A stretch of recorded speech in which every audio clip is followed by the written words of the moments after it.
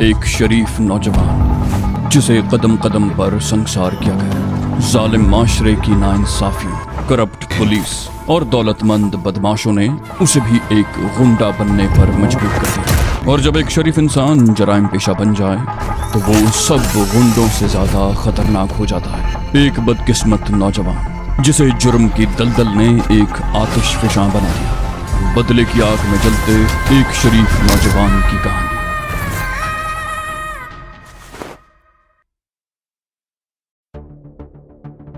सहन में शिफात और सकीना की लाशें पड़ी हुई थीं।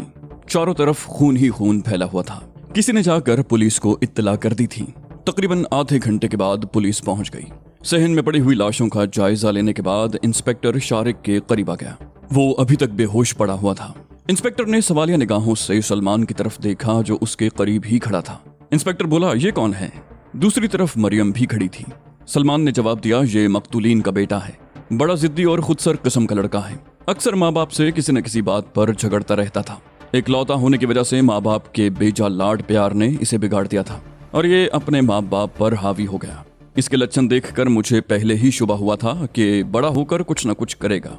आपको तफ्तीश के लिए ज्यादा भाग दौड़ नहीं करनी पड़ेगी। इसका लिबास देखिए, खून आलूद है और खून आलूद खंजर भी इसके हाथ में है। मुझे यकीन है कि मिस्टर और मिसेस शिफात को इसी खंजर से कत्ल किया गया है। बाद में शायद खौफ की ज्यादती से ये लड़का यहाँ गिर कर बेहोश हो गया। मरियम चीखी, ये झूठ बोलता है, बकवास कर रहा है। ये तो बड़ा मासूम और भोला भाला सा बच्चा है। इसने कभी किसी से झगड़ा नहीं किया, कभी माँ बाप से किसी बात पर जिद नहीं की। ये शख्स झूठ बोल रहा है। इंस्पेक्टर ने उसे घूरा, बोला, तुम कौन हो? मरियम से पहले सलमान बोल पड़ा, ये इस घर में बर्तन कपड़े धोने का काम करती है। मरियम बोली, मैं सुबह से शाम तक यहाँ रहती हूँ जी। ये लड़का मेरे हाथों में पला है। इसने कभी माँ बाप से ऊंची आवाज में बात नहीं की। ये अपने ही माँ बाप को कैसे कत्ल कर सकता है? ये जो वकील है ना, उसने सलमान की तरफ इशारा किया, ये बड़ा कमीना आदमी है। इनके मकान पर कब्जा करना चाहता है। हाई कोर्ट में मुकदमा भी चल रहा है। इंस्पेक्टर मरियम की बात सुनकर चौंक गया और सलमान की तरफ देखने लगा। सलमान ने कहा, मैं एडवोकेट सलमान हूँ, सामने वाले घर में रहता हूँ। ये दुरुस्त है कि इस मकान के सिलसिले में मरहूम शिफात से मेरा केस चल रहा था, लेकिन मैं इतना सफाक नहीं हूँ कि। मरियम रोते हुए बोली, थानेदार जी, मैं आपके सामने हाथ जोड़ती हूँ, पहले शारिक को अस्पताल पहुंचा दें। ये बुखार में फुनक रहा है, ऐसा ना हो कि कहीं इसे भी। थानेदार ने झुककर शारिक की पेशानी को छुआ। उसने बड़ी एहतियात से उसके हाथ से खून आलूद खंजर निकाल कर रुमाल में लपेट लिया और एक पुलिस वाले को इशारा किया, इस बच्चे को अस्पताल ले जाओ, किसी पड़ोसी को साथ ले जाओ। तुम अस्पताल में ही रहोगे, इसकी हिफाजत की जरूरत है, समझ गए? कांस्टेबल ने सैल्यूट छाड़ा, यस सर। फिर उसने झुककर बेहोश शारिक को उठाया। मरियम ने कमरे से एक कंबल लाकर शारिक पर डाल दिया। मोहल्ले का एक आदमी पुलिस के साथ हो लिया था। शारिक को अस्पताल पहुंचाने के बाद इंस्पेक्टर पड़ोसियों की तरफ मुतवज्जे हो गया। बुला सूरत हाल से अंदाजा होता है कि इन दोनों को खंजर के पै दर पै वार करके इसी जगह कत्ल किया गया है। ये लोग चीखे भी होंगे, शोर भी मचाया होगा, लेकिन आप लोगों में से किसी ने आवाज नहीं सुनी। एक आदमी ने जवाब दिया, नहीं जी, रात 10 बजे से सुबह 6 बजे तक तूफानी बारिश होती रही है। बिजली की कड़क और बादलों की गरज में हमें किसी किस्म की आवाज सुनाई नहीं दी। इंस्पेक्टर ने सवालिया निगाहों से सलमान की तरफ देखा। बोला, और आप मिस्टर सलमान? सलमान ने जवाब दिया, मैं सामने वाले मकान में रहता हूँ। मैं रात को तकरीबन 1 बजे तक अपने कमरे में बैठा केस की स्टडी करता रहा। वैसे भी मेरा कमरा मकान के आखिर में है। मैंने बारिश के शोर में कोई आवाज नहीं सुनी। थानेदार मरियम की तरफ मुतवज्जे हो गया, बोला, और तुम कहाँ रहती हो और कब से इस घर में काम करती हो? मरियम ने कहा, मैं यहाँ से तीसरी गली में रहती हूँ। मैं इनकी शादी के वक्त से यहाँ काम कर रही हूँ। पहले दूसरे घरों में भी काम करती थी, लेकिन शारिक की पैदाइश के बाद मैंने दूसरे घरों में काम छोड़ दिया और सिर्फ इसी घर की होकर रह गई। बहुत अच्छे थे जी ये दोनों मियाँ बीवी, इंसान नहीं फरिश्ते थे ये लोग। कभी किसी से झगड़ा नहीं हुआ, कभी किसी के साथ ज्यादती नहीं की, हमेशा दूसरों के काम आते थे। इंस्पेक्टर ने पूछा, कल रात तुम किस वक्त यहाँ से गई थी? मरियम बोली, मैं खाना वगैरह पकाकर 9 बजे के करीब चली गई थी जी। शिफात उस वक्त दुकान से नहीं आया था और फिर सुबह 7:15 बजे यहाँ आई तो बाहर का दरवाजा खुला हुआ था। मैं अंदर दाखिल हुई तो यहाँ, ये कहकर वो ज़ारो कतार रोने लगी। इंस्पेक्टर पड़ोस में रहने वालों से कुछ सवालात करता रहा। फिर लाशें उठवाकर अस्पताल भिजवा दी गईं और मकान को ताला लगाकर चाबी इंस्पेक्टर ने जेब में रख ली।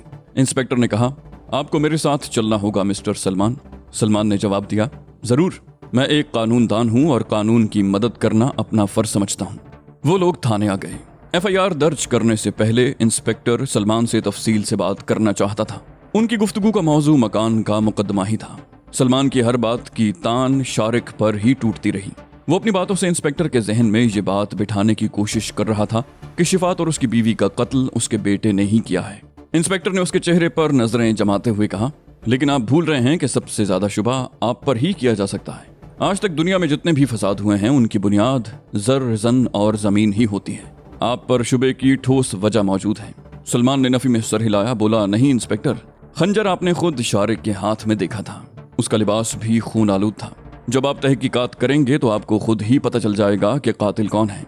मैं तहकीकात में आपसे हर तरह का ताउन करने को तैयार हूँ। इंस्पेक्टर चंद लम्हे खामोशी से उसकी तरफ देखता रहा। फिर देर तक उनमें मध्यम लहजे में बातें होती रहीं। इंस्पेक्टर के दफ्तर में वो दोनों अकेले थे। तकरीबन 2 घंटे के बाद इंस्पेक्टर ने मुहर्रर को बुलाकर इस दोहरे कत्ल की FIR दर्ज करने को कहा और देर तक इस सिलसिले में उसे हिदायत देता रहा। और जब FIR दर्ज की गई तो शारिक का नाम कातिल की हैसियत से उसमें शामिल था। शारिक को अस्पताल में हिरासत में ले लिया गया। उसकी निगरानी के लिए 2 मुसल्ला वाले तैनात कर दिए गए। डॉक्टरों की भरपूर तवज्जो के बावजूद 3 दिन से पहले उसका बुखार कम नहीं हो सका था और बिलाखिर बुखार उतरने के बाद उसकी हालत बदतदरीज संभलने लगी, लेकिन उसकी जबान जैसे बंद होकर रह गई। इंस्पेक्टर कई मर्तबा उसका बयान कलम बंद करने के लिए अस्पताल पहुंचा था, लेकिन शारिक उसके किसी सवाल का जवाब देने के बजाय अजीब सी निगाहों से उसकी तरफ देखता रहा। शारिक तकरीबन 1 महीना अस्पताल में रहा। इस दौरान मरियम कई मर्तबा उसे देखने के लिए आई थी, लेकिन पुलिस ने उसे शारिक से नहीं मिलने दिया था। केस जब अदालत में पेश हुआ तो पुलिस ने ऐसे गवाह पेश किए जिन्होंने शारिक को आवारा, जिद्दी और खुदसर और खतरनाक साबित करने की भरपूर कोशिश की। इन गवाहों में एडवोकेट सलमान भी शामिल था। अदालत में वो खंजर भी पेश किया गया जो वक़ूए के बाद बेहोश शारिक के हाथ में था। शारिक के फिंगरप्रिंट्स भी अदालत में पेश किए गए थे। शारिक ने अदालत में भी खामोशी इख्तियार कर रखी थी। इस्तिगासा ने अदालत में एक मेडिकल सर्टिफिकेट भी पेश किया जिसमें शारिक की जहनी हालत को खतरनाक करार दिया गया। मुकदमे की कार्रवाई ने ज्यादा तूल नहीं खींचा और अदालत ने शारिक को अपने माँ बाप का कातिल करार देते हुए उसे उम्र कैद की सजा सुना दी और शारिक को जेल भेज दिया गया। जिस रोज अदालत ने फैसला सुनाया था उसी रात इंस्पेक्टर एडवोकेट सलमान के घर बैठा चाय पी रहा था और जब वो वहां से रुखसत हुआ तो उसकी जेबों में 25,000 रुपए के नोट मौजूद थे। 25,000 उसने उस रोज भी वसूल किए थे जब शारिक के खिलाफ FIR दर्ज की गई थी। जिस रोज अदालत ने शारिक को सजा सुनाकर जेल भेजा था उसके चंद ही रोज के बाद हाई कोर्ट ने भी मकान के मुकदमे का फैसला सुना दिया था। मुतल्लिका महकमे के क्लर्क ने असल दस्तावेजात अदालत में पेश कर दी थी जिससे केस का रुख ही बदल गया था। उससे अगली पेशी पर हाई कोर्ट ने फैसला सुना दिया।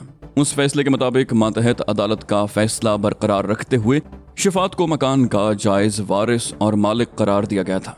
ये हकीकत भी हाई कोर्ट के सामने मौजूद थी कि शिफात और उसकी बीवी सकीना को कत्ल कर दिया गया है और उसके कमसिन बेटे को माँ बाप के कत्ल के इल्जाम में उम्र कैद की सजा सुनाई जा चुकी है। यह मुकदमा चूंकि शिफात अली और एक थर्ड पार्टी में चल रहा था इसलिए अदालत ने शारिक को शिफात की जायदाद का वारिस करार देते हुए मरियम को उसका निगरान मुकर्रर कर दिया और मकान और दुकान उसकी तहवील में दे दिए गए। मरियम वाहिद औरत थी जो महीने में एक बार शारिक से मुलाकात के लिए सेंट्रल जेल जाती थी। जेल में आने के कई रोज के बाद भी शारिक खामोश रहा। फिर आहिस्ता आहिस्ता उसकी जबान खुलने लगी। जेल में शारिक का रवैया उसके खिलाफ इस्तिगासा के बयानात से बिल्कुल मुख्तलिफ था। सख्त गिर और संगदिल सुपरिंटेंडेंट जेल को भी उसकी मासूमियत पर तरस आ गया। उसकी जिंदगी जेल में कैदियों के साथ गुजरी थी। जेल में मामूली चोर और जेब कतरों से लेकर खतरनाक डाकू और कातिल भी आते थे।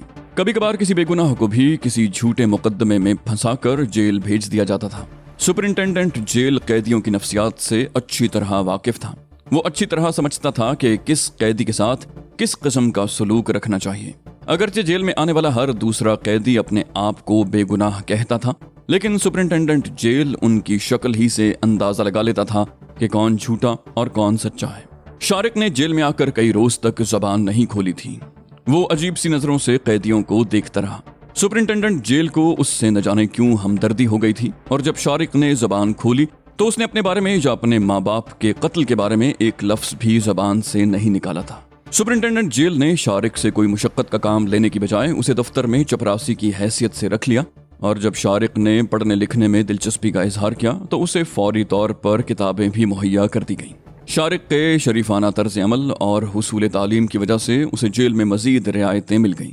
कुछ अरसे के बाद सुपरिंटेंडेंट जेल ने शारिक को अपने घर में ड्यूटी पर लगा दिया। सुपरिंटेंडेंट जेल का बेटा कॉलेज में ज़ेर तालीम था। वो पढ़ाई में शारिक की मदद करने लगा। जेल में आने के बाद 2.5 साल के बाद जब शारिक ने मैट्रिक का इम्तिहान दिया तो वो बहुत खुश था, और जब रिजल्ट निकला तो शारिक से ज्यादा खुशी सुपरिंटेंडेंट जेल को हुई। शारिक ने पूरे सूबे में टॉप किया था। इस रिजल्ट के नतीजे में शारिक को जेल के कवानीन के मुताबिक कुछ और रियायतें मिल गईं। मरियम बाकायदगी से शारिक से मिलने जुलने आती रही। वो जब भी आती शारिक के लिए कुछ न कुछ खाने पीने की चीजें बनाकर जरूर लाती। कभी वो रजिया को भी साथ ले आती और कभी अकेली ही आ जाती। शारिक पर बाज़ औक़ात अजीब सी कैफियत तारी हो जाती। वो गुमसुम बैठा रहता। उसके चेहरे पर अजीब से तासुरात उभर आते। उसे अपनी आंखों के सामने खून ही खून फैला हुआ नजर आता। माँ बाप की खून में लथपथ लाशें, जख्मों से चूर लाशें। 2-3 स्याहपोश इधर उधर भागते हुए दिखाई देते। उनके चेहरों पर ढाटे बंधे हुए थे। वो किसी का चेहरा नहीं देख सका था। शारिक पर जब भी ऐसी कैफियत तारी होती उसका जिस्म पसीने में शराबोर हो जाता। वो टिकटिकी लगाए आसमान को घूरता रहता। उसकी आंखों में वीरानी होती जिनमें बिलाखिर आंसू भर आते। दिन हफ्तों, हफ्ते महीनों और महीने बरसों में बदलते रहे। शारिक ने जेल ही में बीए का इम्तिहान भी पास कर लिया। शारिक के साथ जेल में सजा भुगतने वाले 2 और नौजवानों ने भी बीए का इम्तिहान दिया था और वो तीनों अच्छी पोजीशन में पास हो गए थे। नेक चाल चलन और हुसूल तालीम की वजह से शारिक को न सिर्फ जेल में बहुत सी सहूलतें मिल गई थी बल्कि उसकी सजा में भी तखफीफ हो रही थी। अब वो 22 साल का एक भरपूर जवान था। जब वो जेल में आया था तो उसकी उम्र 12 साल थी।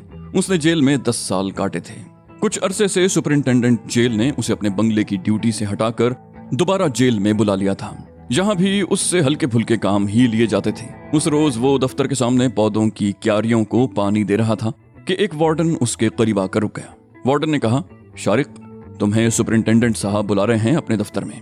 शारिक ने कहा, अच्छा, मैं आता हूँ, और पानी वाली बाल्टी एक तरफ रख कर वो वार्डन के पीछे पीछे चल पड़ा। दफ्तर में सुपरिंटेंडेंट जेल के अलावा डिप्टी सुपरिंटेंडेंट जेल भी मौजूद था। शारिक ने दफ्तर में दाखिल होकर सलाम किया और सुपरिंटेंडेंट जेल की मेज के सामने खड़ा हो गया। सुपरिंटेंडेंट ने उसकी तरफ देखते हुए कहा, शारिक, तुम्हें मालूम है कि इस जेल में आए हुए तुम्हें कितना अरसा हो चुका है? शारिक ने जवाब दिया, 10 साल, 1 महीना और 17 दिन। मैंने एक एक दिन गिन गिन कर गुजारा है जनाब। सुपरिंटेंडेंट ने कहा, बहुत खूब, क्या तुम्हें अपने जुर्म का एहसास है? शारिक ने पहली बार कहा, मैंने कोई जुर्म नहीं किया था। कौन बेवकूफ अपने प्यारों को मौत के घाट उतार सकता है? मेरे माँ बाप ही मेरा सब कुछ थे। मैं तो बाप की उंगली पकड़ कर चला करता था। रास्तों की ऊंच नीच को भी नहीं समझता था। भला उन्हें कैसे कत्ल कर सकता था? सुपरिंटेंडेंट ने हैरत से उसकी तरफ देखा। बोला, ये सब तुम अब कह रहे हो, अपनी जिंदगी के 10 साल जाया करने के बाद? शारिक बोला, मेरी नजरों के सामने तो अब भी वो नकाब पोश घूम रहे हैं जिन्होंने तूफानी बारिश में मेरे माँ बाप को खंजरों के पै दर पै वार करके कत्ल किया था। वो मदद के लिए पुकारते रहे, मैं भी चीखता रहा, मगर किसी ने हमारी चीखो पुकार न सुनी। जब मेरी आवाज उस वक्त किसी ने नहीं सुनी थी तो अदालत में कौन सुनता? चंद मफाद परस्तों ने मेरे खिलाफ इतना मजबूत हिसार कायम कर दिया था कि मुझे उससे निकलने का कोई रास्ता नजर नहीं आया था, इसलिए मैंने अपनी जबान बंद रखी। सुपरिंटेंडेंट ने उसके चेहरे पर नजरें जमाते हुए कहा, अब क्या इरादा है? शारिक ने कहा, किसी बात का इरादा तो वो शख्स करता है जो आजाद हो। मेरी तो सोचों पर भी पहरा है, नक्लो हरकत पर भी पाबंदी है। जेल की ऊंची दीवारों के हिसार में मुकय्यद मुझ जैसा शख्स क्या इरादा कर सकता है सर? सुपरिंटेंडेंट ने मुस्कुराते हुए कहा, आज से तुम पर तमाम पहरे और पाबंदियां खत्म हो गई हैं। तुम्हारी नेक चलनी, आला किरदार और हुसूल तालीम की वजह से तुम्हारी बाकी सजा माफ कर दी गई है और आज तुम्हें रिहा किया जा रहा है। शारिक को अपनी समात पर यकीन नहीं आ रहा था। बोला, क्या वाकई सुपरिंटेंडेंट साहब? सुपरिंटेंडेंट ने जवाब दिया, हाँ, ये तुम्हारी रिहाई का परवाना है और ये वो फाइल है जिसमें तुम्हारा मैट्रिक का सर्टिफिकेट, बीए की डिग्री और जेल की तरफ से गुड कैरेक्टर का सर्टिफिकेट है। तुम एक शरीफ नौजवान हो। मुझे यकीन है कि किसी किस्म के इंतकामी जज्बे को दिल में जगह नहीं दोगे। तुम पढ़े लिखे हो, तुम्हें अच्छी मुलाजमत मिल सकती है। मुझे उम्मीद है कि तुम आजाद फजा में अच्छी जिंदगी बसर करोगे और माशरे के अच्छे शहरी साबित होगे। शारिक ने जवाब दिया, मैं आपके एतमाद को ठेस नहीं पहुंचाऊंगा सुपरिंटेंडेंट साहब। सुपरिंटेंडेंट ने कहा, अच्छा देखो, मैंने घर से अपने बेटे के कपड़ों का एक जोड़ा मंगवा लिया था। बाथरूम में जाकर कपड़े बदल लो और बंगले में बेगम साहिबा से मिलकर जाना। वो तुम्हारी रिहाई पर बहुत खुश हैं। मरियम भी बंगले में मौजूद है। मैंने एक सिपाही को भेजकर उसे सुबह सवेरे ही यहाँ बुला लिया था। जाओ, तुम्हें रिहाई और नई जिंदगी मुबारक हो। शारिक सुपरिंटेंडेंट जेल के दिए हुए कपड़े लेकर दफ्तर से निकलकर बाथरूम में घुस गया। बोला, शुक्रिया जनाब। उसने कपड़े बदले, बाहर आकर जेल का लिबास वार्डन के हवाले किया और फाइल उठाकर उसने बड़ी गर्मजोशी से सुपरिंटेंडेंट जेल से मुसाफा किया। और जब वो एक वार्डन के साथ जेल के गेट से बाहर निकला तो आजाद फजा में सांस लेते हुए उसे बड़ा अजीब सा महसूस हुआ। हालांकि वो पहले भी सुपरिटेंडेंट जेल के बंगले पर काम करने के लिए इस गेट से बाहर आता रहा था, लेकिन उस वक्त उसके जिस्म पर जेल का लिबास होता था जिस पर कैदी नंबर भी लिखा होता था। लेकिन आज वो उस लिबास में था जो उसे आजादी का एहसास दिला रहा था। वो गेट के सामने खड़ा कुछ देर तक गहरे गहरे सांस लेता रहा, फिर वार्डन के साथ सुपरिटेंडेंट जेल के बंगले की तरफ चल पड़ा, जो असल जेल से मुल्हिक बैरूनी 4 दीवारी में जेल स्टाफ की कॉलोनी में वाक़ था। वो वार्डन के साथ झिझकता हुआ बंगले में दाखिल हुआ। हालांकि जब वो कैदी की हैसियत से यहाँ काम करने आता था तो कभी नहीं झिझका था। वार्डन उसे बंगले में छोड़कर चला गया। शारिक जब ड्राइंग रूम में दाखिल हुआ तो सामने ही सोफे पर मरियम और सुपरिटेंडेंट जेल साहब की बेगम बैठी बातें कर रही थी। मरियम दौड़कर शारिक से लिपट गई। दोनों की आंखों से आंसू रवां हो गए। जब उसने शारिक को छोड़ा तो बेगम साहिबा ने भी शारिक को रिहाई पर मुबारकबाद दी। बेगम साहिबा ने उसकी तरफ देखते हुए कहा, मुझे मरियम ने सब कुछ बता दिया है बेटे, लेकिन तुमने उस वक्त अदालत को हकीकत से आगाह करने की बजाय जबान क्यों बंद रखी? अपनी जिंदगी के 10 साल क्यों जाया कर दिए? शारिक बोला, ये 10 साल जाया नहीं हुए बेगम साहिबा, मैंने जेल में रहकर बहुत कुछ सीखा है। मुझे ये भी पता चला है कि आज़ादी क्या होती है। जेल में रहते हुए भी मैंने जीने का सलीका सीखा है। मैंने 10 साल पहले अदालत के सामने जबान क्यों नहीं खोली थी, ये एक मुख्तलिफ कहानी है, उसे दोहराने का कोई फायदा नहीं। बेगम साहिबा ने कहा, अच्छा तुम लोग बैठो, मैं खानसामा से नाश्ते के लिए कह दूं। और सुनो शारिक, मरियम ने तुम्हारे लिए बहुत दुख उठाए हैं। ये तुम्हारी माँ की तरह है, इसे अब अपनी माँ ही समझना। शारिक जवाब देने की बजाय मरियम की तरफ देखने लगा। मरियम के बाल तो आधे से ज्यादा सफेद हो गए थे। अपने माँ बाप की जिंदगी में भी शारिक उससे बहुत ज्यादा मानूस था और मरियम ही वो वाहिद हस्ती थी जो 10 साल के इस अरसे में बाकायदगी से उससे मिलने के लिए आती रही थी। बेगम साहिबा दोबारा उनके पास आकर बैठ गईं और तकरीबन 15 मिनट के बाद खानसामा ने उनके सामने मेज पर नाश्ता लगा दिया। वो भी एक कैदी ही था। उसने भी शारिक को रिहाई पर मुबारकबाद दी। नाश्ते के बाद भी वो तकरीबन आधा घंटा वहीं बैठे रहे। फिर बेगम साहिबा से इजाजत लेकर बंगले से निकलकर सड़क पर आ गए। उन्हें फौरन ही एक खाली रिक्शा मिल गया और जब वो लोहारी गेट के बाहर रिक्शे से उतरकर पैदल ही गलियों में चलने लगे तो मरियम के जानने वाले उसके साथ एक सुर्खो सफेद गबरू जवान को देखकर हैरान हो रहे थे। उनमें कुछ लोग ऐसे भी थे जिन्होंने शारिक को बचपन में देखा था, लेकिन 10 साल बाद वो शारिक को बिल्कुल नहीं पहचान सके थे। मरियम उसे अपने घर ले आई थी। शारिक जब अंदर दाखिल हुआ तो सहन में एक जवान और हसीन लड़की को देखकर ठिठक गया। मरियम आगे बढ़ गई थी मगर फिर वो भी रुक गई। उसने उलझी हुई निगाहों से शारिक की तरफ देखा, फिर मुस्कुराते हुए बोली, क्या बात है, तुम रुक क्यों गए? ओहो, समझ गई, तुमने रजिया को नहीं पहचाना। अरे पगले, ये रजिया है, तुम्हारे बचपन की साथी। शारिक झिझकता हुआ आगे बढ़ा।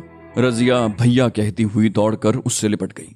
वो जिस तरह शारिक से लिपटी थी उसमें अपनायत थी, खुलूस था और चाहत थी। शारिक बचपन में भी रजिया को बहन ही कहता था और अब भी उसे यूं महसूस होने लगा था जैसे सगी बहन उससे लिपटी हुई हो। उसने जब रजिया को बाहों से पकड़कर अपने से अलग किया तो रजिया की आंखों में आंसू तैर रहे थे। वो दोनों कुछ देर तक एक दूसरे को देखते रहे और रजिया एक बार फिर उससे लिपट गई। अब वो बाकायदा सिसकियां भर रही थी। शारिक उसके सर पर हाथ फेर रहा था। मरियम करीब आकर बोली, ए लड़की, पगली हुई है क्या? 10 साल बाद इस घर में खुशियों ने कदम रखा है और तूने रोना शुरू कर दिया। रजिया ने शारिक से अलग होकर दुपट्टे के पल्लू से आंसू पोंछते हुए कहा, मैं तो खुशी से ही बेकाबू हो रही हूँ माँ। मरियम ने कहा, अच्छा अब भाई को अंदर तो आने दे। रजिया शारिक का हाथ पकड़कर उसे अंदर ले आई और उसे कुर्सी पर बिठा दिया। मरियम करीब ही चारपाई पर बैठ गई। रजिया सामने दूसरी चारपाई पर बैठ गई। वो देर तक शारिक की तरफ देखती रही, फिर उसकी गोद में रखा हुआ फाइल उठा लिया और उसे खोलकर देखने लगी। बीए की डिग्री देखकर उसकी आंखें चमक उठी। हालांकि उसे मालूम था कि शारिक ने जेल में बीए कर लिया था। उसने फाइल चारपाई पर रख दिया और उठकर एक ट्रंक में से एक और फाइल निकालकर शारिक के हाथ में थमा दी। शारिक ने फाइल खोलकर देखी। सबसे ऊपर रजिया के नाम की बीए की डिग्री थी। रजिया ने भी उसी साल ये डिग्री हासिल की थी।